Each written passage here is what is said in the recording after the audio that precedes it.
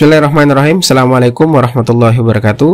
Halo rekan-rekan semua, kembali lagi dengan channel Sonogi. Baik Bapak Ibu, di video kali ini kami kembali akan berbagi informasi terkait dengan pendaftaran P3K di tahun 2022 yang berkaitan dengan untuk mencek konfirmasi penempatan dan juga mencek status bagi pelamar P1, P2, P3 dan P4 atau pelamar umum, khususnya untuk P3K Guru tahun 2022 Bapak Ibu.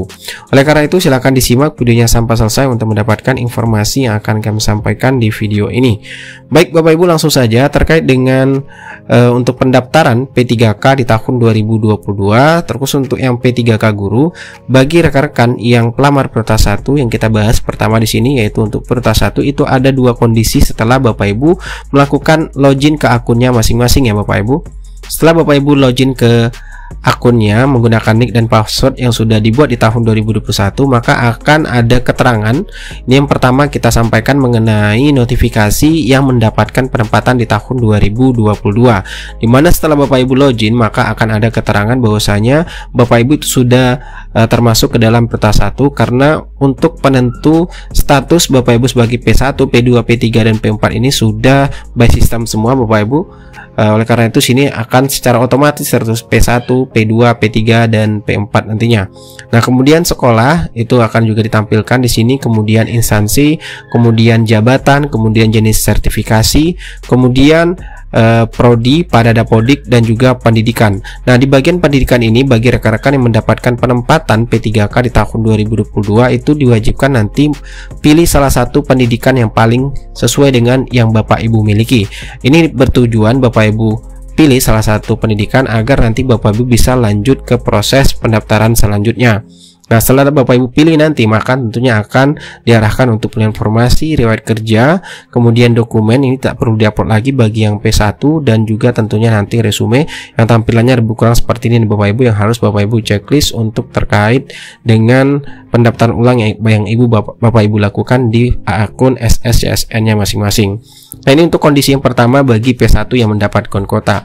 Nah, bagaimana yang tidak mendapatkan kuota ataupun tidak mendapatkan penempatan ya, tidak mendapatkan penempatan di tahun 2022, di sini Bapak Ibu penjelasannya setelah Bapak Ibu login ke akun SSCSN-nya, maka sama akan ada status prioritas, kemudian sekolah, kemudian instansi, dan juga di sini ada prodi, dapodik dan lain sebagainya.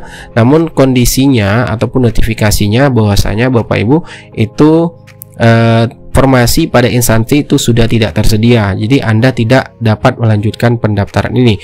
Namun khusus untuk yang P1 di sini ada dicantumkan ataupun Bapak Ibu yang tidak mendapatkan penempatan itu diperbolehkan ya, diperbolehkan untuk turun prioritas. Jadi bagi Bapak Ibu bersedia untuk turun prioritas, silahkan klik tombol nanti untuk turun prioritas untuk mengikuti seleksi P3K di tahun 2022. Setelah itu tentunya nanti melengkapi informasi, riwayat kerja, dokumen, dan juga resume tentunya nantinya. Dan untuk yang tidak mendapatkan penempatan Bapak Ibu di tahun 2022 bagi pelamar prioritas 1, jadi ditawarkan untuk turun status Bapak Ibu.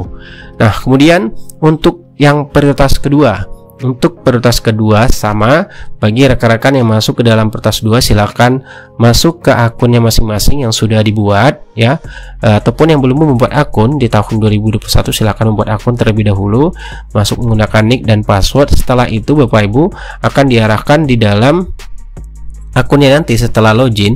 Untuk yang P2 ini khususnya untuk yang THK2. Jadi di sini akan terdeteksi apakah Bapak Ibu sebagai STHK2. Kemudian apabila Bapak Ibu terdeteksi STHK2, silakan masukkan nomor peserta STHK2-nya. Kemudian untuk melakukan update status P2 Bapak Ibu sekalian. Nah, setelah Bapak Ibu sudah melakukan update status dan juga mengisikan nomor THK2-nya, tentunya adalah langkah selanjutnya itu pemilihan formasi, riwayat kerja, melengkapi dokumen, dan juga nanti resume. Ini untuk yang prioritas 2 atau THK2 Bapak Ibu.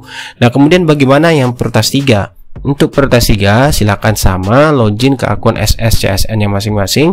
Kemudian tentunya di bagian mulai jenis seleksi di sini Bapak Ibu akan ada tampilan yang banyak ditanyakan oleh rekan-rekan sekalian ya, mengenai bagaimana yang tidak pada instansi itu sudah tidak tersedia ya, tidak tersedia, Anda tidak dapat melanjutkan pendaftaran. Nah, di bagian sini untuk tombol selanjutnya apabila keterangan seperti ini Bapak Ibu, yaitu di nonaktifkan atau disable Bapak Ibu ya. Jadi bagi pelamar P3 ini yang bisa melanjutkan pendaftaran tentunya yang tidak mendapatkan notifikasi seperti ini ya Bapak Ibu, sehingga Bapak Ibu yang P3 itu bisa lanjut untuk selanjutnya, yaitu informasi, pengisian formasi, kemudian pengisian riwayat kerja, dokumen, dan juga resume. Nah, mengenai status ataupun notifikasi yang muncul pada di akun SSCSN Bapak Ibu sekalian mengenai apakah mendapatkan informasi atau tidak, itu tentunya berdasarkan pemetaan yang sudah dilakukan oleh Kemendikbudristek ya, pemetaan kebutuhan guru yang sudah dilakukan Kemendikbud untuk seleksi P3K di tahun 2022. Nah, kemudian untuk yang pelamar umum, nah untuk pelamar umum itu di tampilannya bagi rekan-rekan yang belum membuat akun silahkan buat, kemudian yang sudah membuat akun silahkan login ke akun SSCSN-nya. Maka untuk yang pelamar umum itu harus menceklis ya, ada checklist yang harus dipilih bagi pelamar umum, itu lanjut mendaftar sebagai pelamar umum untuk melanjutkan tahapan pendaftaran P3K di tahun 2022. Baru rekan-rekan sekalian pilih selanjutnya untuk melengkapi terkait dengan formasi, riwayat kerja, dokumen, dan juga resume. Nah, itu Bapak Ibu terkait dengan cara ataupun tahapan untuk melihat status. Jadi status Bapak Ibu semua kategori pelamar P1, P2, P3, dan P4 itu semuanya terdeteksi secara otomatis oleh sistem Bapak Ibu. Jadi Bapak Ibu tinggal saja nanti mencek apakah Bapak Ibu itu mendapatkan kuota bagi mendapatkan penempatan bagi yang P1, P2, dan P3 bisa melanjutkan pendaftaran, melengkapi formasi, riwayat kerja, dokumen, dan resume. Jika notifikasinya khususnya tadi P3 itu apabila daerahnya masih tersedia formasi, seperti itu Bapak Ibu. Oke, semoga informasi ini bermanfaat. Assalamualaikum warahmatullahi wabarakatuh.